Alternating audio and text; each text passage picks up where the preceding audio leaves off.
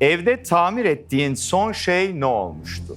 Ben uzun zamandır evimde yaşamıyorum. Kapadokya'dayım. Yani dizi çekiyoruz. 11 aydır falan evde. 11 ay oldu mu ya? Oldu. Yani ona 10 da olmak üzere falan yani. Çok istiyorum bir şey tamir etmek ama hani Kubilay zaten fırsat bırakmıyor. O her şeyi tamir ediyor oluyor. Tahmin bunun ederim. sonunda. Peki öncesinde hatırladığın, böyle tamir ettiğin bir şey var mı?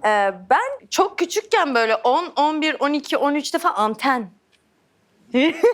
Anten tamir ediyordum. Evet çünkü Anten tamir Evet. etmek. Evet. bir temassızlık var. Nerede bir kablo, bir şey kopmuş. Ben onları birbirine bağlarım. Çünkü uçak mühendisi olmak istiyordum. Oradan böyle bir şeylerin elektronik kısmına, makine kısmına böyle Meraklısın. hep merakım vardı. Evet.